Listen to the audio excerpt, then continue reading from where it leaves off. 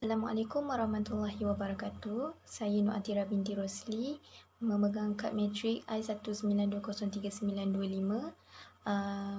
Akan membentangkan tajuk kumpulan kami, iaitu perbandingan psikologi perkembangan antara kanak-kanak dengan remaja. Saya akan membentangkan tentang pengenalan. Okey. Psikologi perkembangan dilihat sebagai satu disiplin ilmu yang berasal daripada dua perkataan, iaitu psikologi dan perkembangan. Definisi psikologi berasal daripada perkataan Greek, iaitu psyche, iaitu yang bermaksud roh, jiwa, minda dan semangat. Dan logos pula adalah kajian tentang sesuatu atau ilmu ataupun sains. Jadi perkembangan pula membawa maksud satu proses perubahan yang kompleks. Perubahan ini membawa kepada implikasi yang penting untuk menyediakan dan merancang dari segi pengajaran dan pembelajaran, terutamanya di sekolah maupun di pusat pengajian tinggi. Okay, menurut Gleitman 1987, bidang ini merupakan suatu kajian yang saintifik mengenai perubahan tingkah laku, kognitif dan personaliti individu sepanjang hayat. Manakala menurut perubahan Newman 1997, psikologi perkembangan ialah satu kajian mengenai faktor-faktor yang menentukan tingkah laku manusia dari pralahir hinggalah tua. Okay, kajian tentang perkembangan hidup manusia ialah satu bidang yang merangkumi segala aspek pertumbuhan dan perubahan sepanjang hayat. Hayat kehidupan manusia dikategorikan kepada 5 peringkat, iaitu peringkat bayi, peringkat kanak-kanak, peringkat remaja, peringkat dewasa dan tua.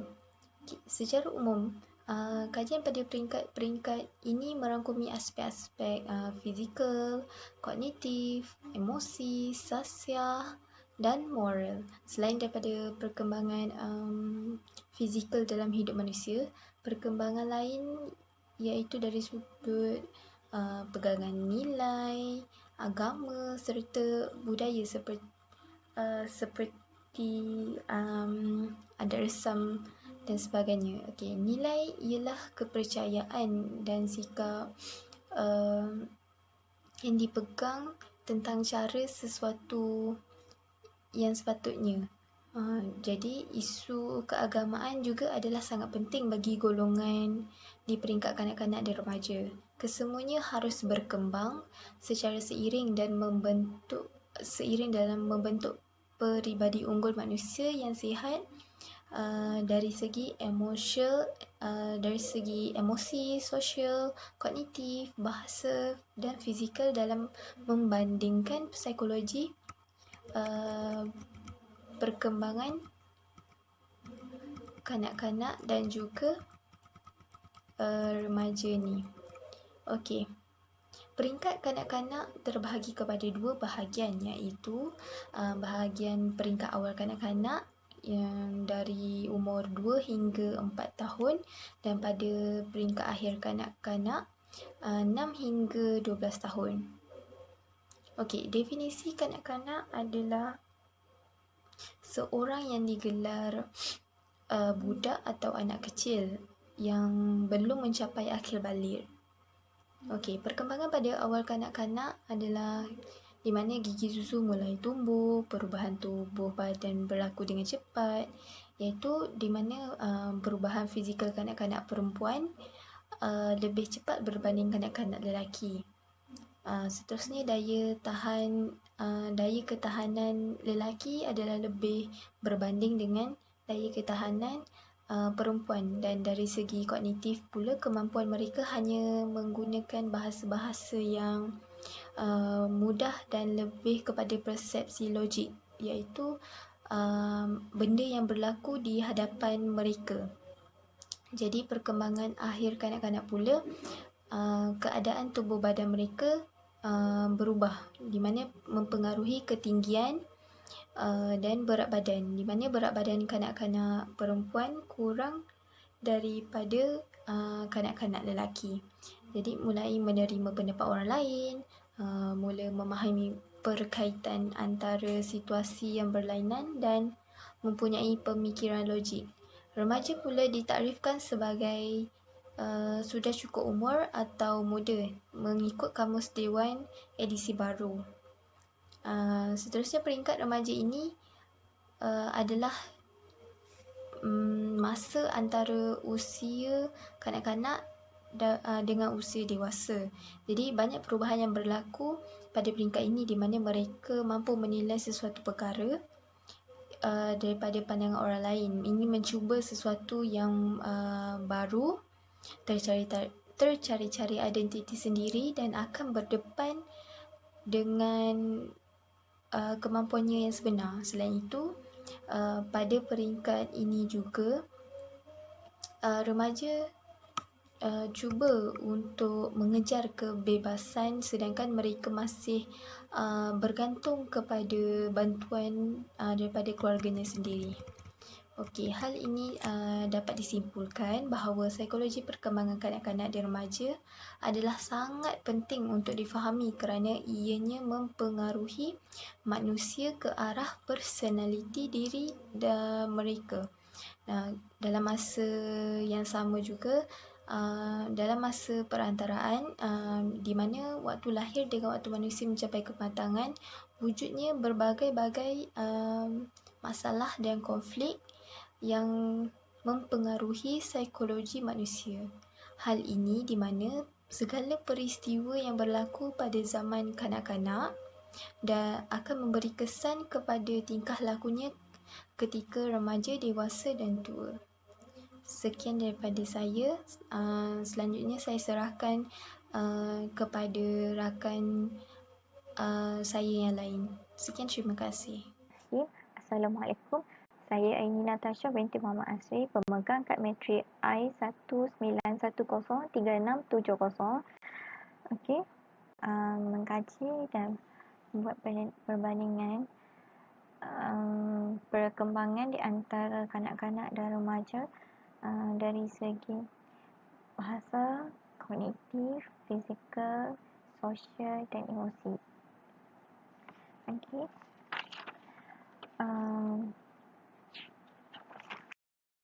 Perkembangan bahasa ini adalah satu perkembangan di mana seseorang itu sudah menguasai perbendaharaan kata ataupun dari segi struktur ayat atau apa-apa saja yang berkaitan dengan bahasa. Okey, seterusnya perkembangan kognitif.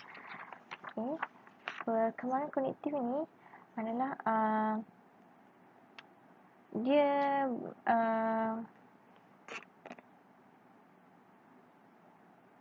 lebih kepada macam pengalaman ataupun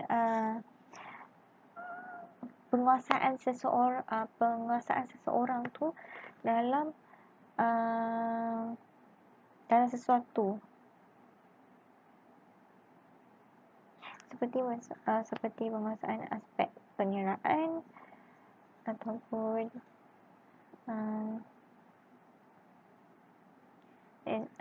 dari segi perkembangan fizikal pula, ia adalah tentang bentuk tubuh badan seseorang ataupun seperti berat, ketinggian seseorang tu. Manakala perkembangan sosial pula adalah di mana satu proses mempelajari kemahiran dan sikap yang membolehkan seseorang itu hidup dengan selesa dalam masyarakat atau sosialisasi. Dan seperti memahami perasaan orang lain ataupun mampukah dia seorang itu bergaul atau berkomunikasi dengan orang lain. Okay. Dan seterusnya, bagi perkembangan emosi pula adalah bagaimana Assalamualaikum warahmatullahi wabarakatuh. Nama saya Nur Syafiza binti Yahya, bernama matrik I19203946. Untuk pembentangan kali ini, saya akan membentangkan masalah kajian dan juga tujuan kajian. Masalah yang dihadapi, kanak-kanak dan remaja mempunyai perbezaan daripada segi bahasa, kognitif, emosi, sosial. Masalah yang dihadapi adalah berpunca daripada pelbagai sudut yang berbeza. Jadi masalah-masalah antara kanak-kanak dengan remaja ni, mereka hadapi masalah-masalah ni daripada pelbagai sudut yang berbeza. Dan juga masalah-masalah ni adalah berpunca daripada orang sekeliling mereka. Contoh dia macam rakan sebaya, ibu bapa, ahli keluarga dan juga masyarakat adalah pendorong kepada punca-punca masalah ini terjadilah. Tetapi diri sendiri juga boleh dikaitkan dengan punca terjadinya perkara-perkara seperti ini. Seterusnya, antara masalah-masalah yang dihadapi oleh kanak-kanak dan juga remaja adalah mereka akan berasa tertekan, mereka memerlukan kasih sayang, timbul perasaan malu, cenderung mengikut kawan, melakukan perkara di luar batasan, ingin membuat peraturan sendiri. Ingin membuat peraturan sendiri ni dia lebih khusus kepada remaja. Bila mereka dah meningkat menjadi remaja tu, mereka rasa mereka perlukan peraturan sendiri, mereka perlu orang untuk mengikut cakap mereka, mereka merasa diri mereka tu dah terlalu besar untuk melakukan segala benda dengan sendiri. Okey, seterusnya terlalu percaya rakan sebaya, ingin orang mengikuti peraturan mereka, ingin orang mempercayai mereka, ingin diberi kebebasan, perasaan gelisah, murung, bersedih, sering merasa tak cukup. Dengan apa yang dia ada tu, dia akan selalu rasa tak cukup sebab dia selalu nampak orang lain tu lebih daripada dia. Kemudian kurang selera makan dan juga pendiam. Okey, mengikut kajian-kajian lepas, mengikut kajian LAT, didapati bilangan kawan yang dipunyai oleh seseorang kanak-kanak semasa persekolahan mempunyai hubungan dengan kebolehan menyesuaikan diri dan persekitaran sekolah baru. Selain itu, menurut Piaget pula, rakan sebaya mempengaruhi pertumbuhan kognitif sosial kanak-kanak pada masa pertengahan zaman kanak-kanak hingga selanjutnya.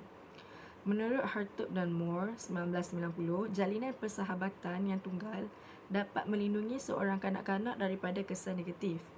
Menurut Hasan Muhammad Ali pula 1997, anak-anak lebih mudah tertawan dengan program yang membunuh sasiah daripada program yang menghidupkan sasiah mereka. Okey, tujuan kajian. Tujuan kajian yang kami lakukan adalah untuk melihat perbezaan kanak-kanak dan juga remaja. Okey, jadi kajian yang kami buat adalah kami membuat borang soal selidik.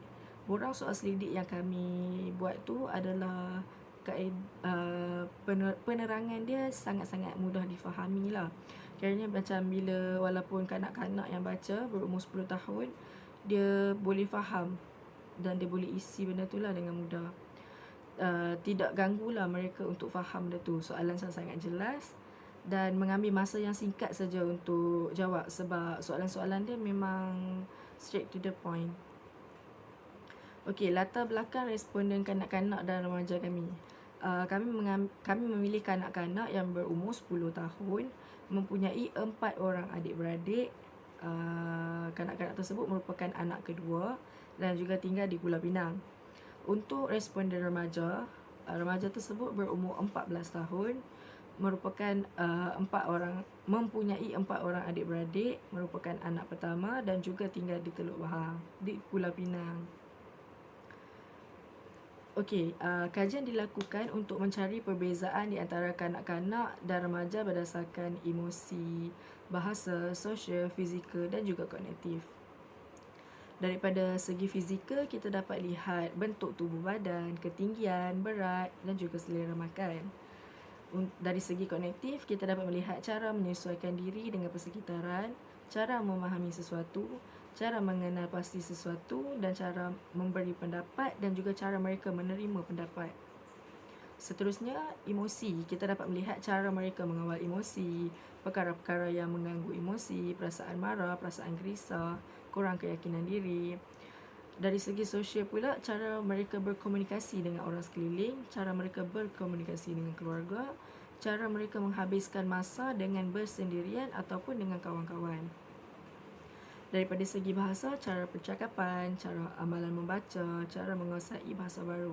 Jadi dengan melakukan kajian-kajian ni, kita dapat melihatlah perbezaan antara perkara-perkara tersebut ni daripada kanak-kanak dengan remaja. Perbezaan itu, di mana mulanya perbezaan tu, di mana mula mereka cenderung kepada perkara-perkara sedemikian.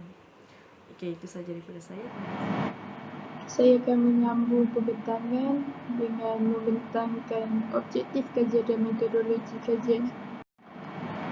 Objektif kajian yang pertama ialah objektif umum, mengkaji masalah yang dihadapi dari sudut perkembangan kanak-kanak dan juga remaja. Ini adalah untuk melihat perbezaan mereka dari segi bahasa, kognitif, fizikal, sosial dan juga emosi.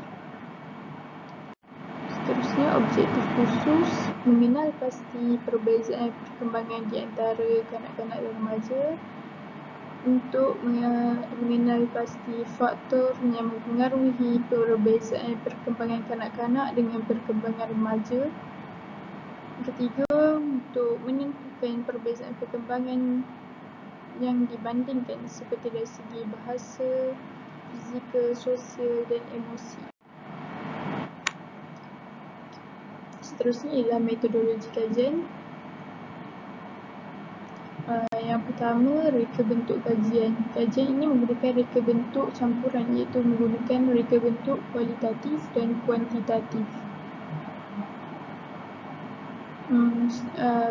Persampaian ialah proses pemilihan elemen-elemen dalam populasi kajian bagi tujuan mewakili populasi sesebuah kajian. Pengkaji menggunakan persampaian yang berbeza untuk mendapat maklumat kajian untuk menjawab objektif kajian. Seterusnya, instrumen kajian. Instrumen ialah alat seperti ujian pensel dan kertas, borang soal sidik atau skala pengkadaran yang digunakan untuk mengumpul data. Antara instrumen kajian ialah borang soal sidik. Borang soal sidik terdiri daripada bahagian A, B, C, D dan bahagian E. Dalam pembahagian ini, pengkaji menggunakan skala Likert. Skala Likert ni ialah skala yang digunakan untuk mengukur sikap, pendapat dan persepsi seseorang atau sekelompok orang tentang suatu gejala atau fenomena pendidikan. Seterusnya, prosedur pengumpulan data. Responden terdiri daripada satu responden kanak-kanak dan satu responden remaja bagi membuat perbandingan. Pengkaji meminta izin responden untuk menjalankan soal selidik sebelum memulakan kajian. Tujuan kajian diterangkan kepada responden supaya jelas. Seterusnya, proses menganalisis data dan mempersembah data. Proses analisis data adalah penting dalam kajian tindakan kerana ia melibatkan satu prosedur yang sistematik dan berterusan bagi menyediakan asas untuk memberi makna kepada data tersebut. Dalam menganalisis data, pengkaji menggunakan pengiraan manual. Pengkaji mempersembahkan hasil dapatan analisis melalui jadual, graf dan carta pie. Sekian, terima kasih. Baiklah, Assalamualaikum warahmatullahi wabarakatuh. Nama saya Syazaliana binti Sabri. Pada hari ini, saya akan menceritakan tentang bahagian saya iaitu dapatan kajian dan kami telah mendapat satu tugasan di mana kita akan menceritakan tentang bagaimana perkembangan sosial, bahasa, kognitif, emosi dan juga fizikal remaja dan kanak-kanak ini berkembang dari semasa dan ke semasa. Dan daripada dapatan kajian, kita akan lihat beberapa carta. Baiklah, kita pergi kepada carta perkembangan emosi. Di sini kita boleh lihat bahawa carta perkembangan emosi seorang kanak-kanak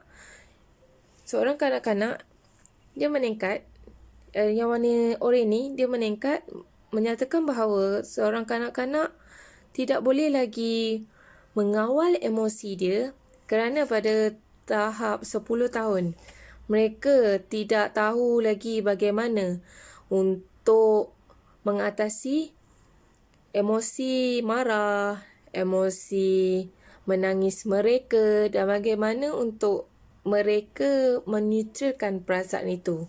Dan sebaliknya, untuk remaja ini kita boleh lihat sangatlah neutral dan sangatlah setara saja dia punya emosi.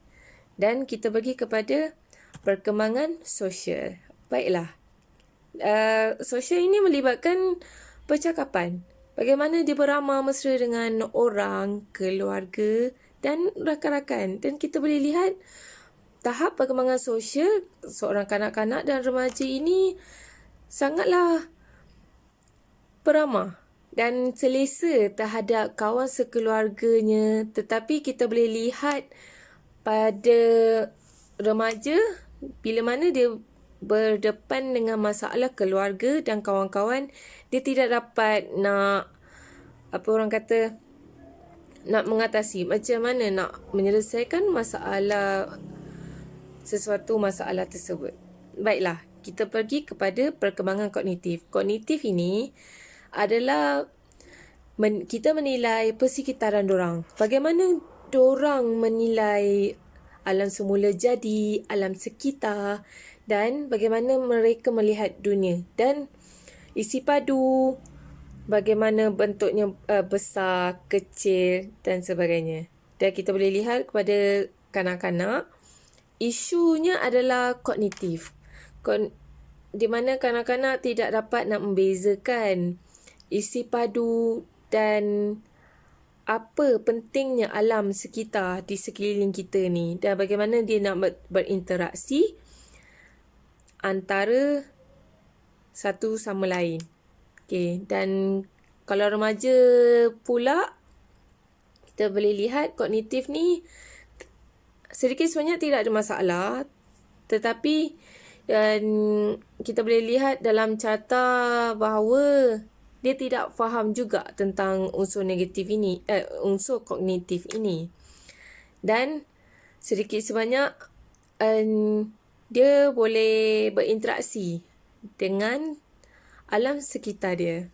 Baiklah, kita pergi seterusnya kepada perkembangan bahasa. Dan carta bahasa ini, di dalam soal selidik, kami hanya menanyakan berapa pertuturan bahasa yang mereka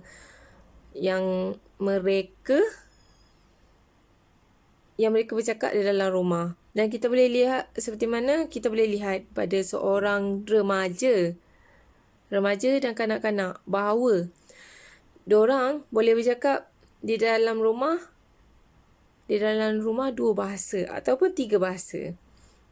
Dan yang terakhir iaitu carta perkembangan fizikal. Di sini kita boleh lihat bahawa BMI mereka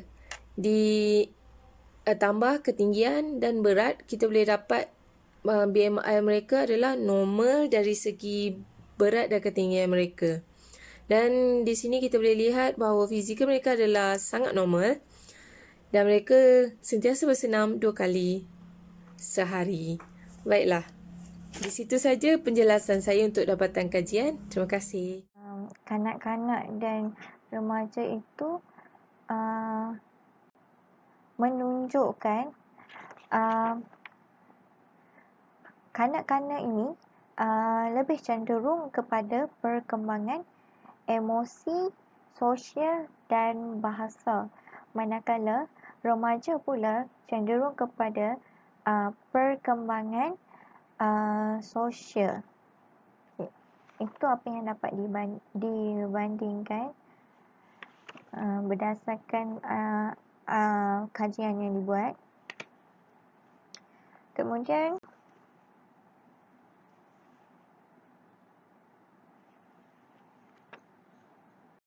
saya simpulkan adalah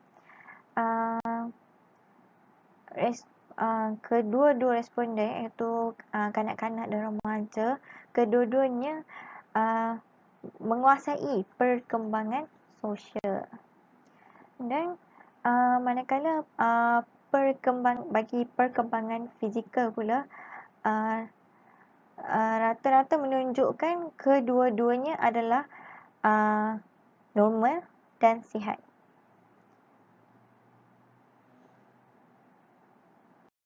Saya katakan di sini adalah pertumbuhan dan perkembangan ini sememangnya adalah berbeza.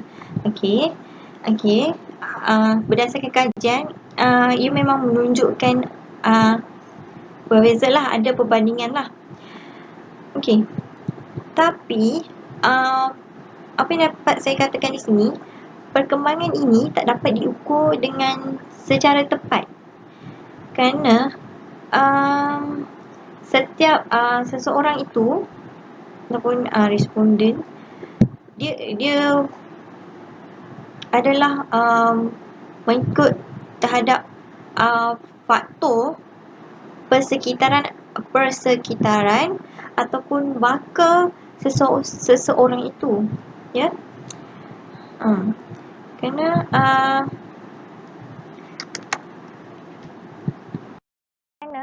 baka dan persekitaran ini adalah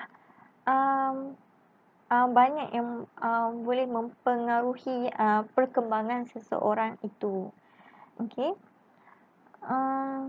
Jadi persekitaran itu adalah penting kerana ia mempengaruhi perkembangan sesuatu perkembangan tersebut. Okey. Dan kerana di sini kita perlu beri tumpuan terhadap persekitaran ini kerana kerana persekitaran yang baik dapat membantu perkembangan seseorang itu dengan baik, ya, supaya ia tak terjejas. Okey. Kerana pihak yang terlibat perlu ambil peranan. Okey. Rentetan itu kajian tentang perkara ini perlu diperbanyakkan lagi.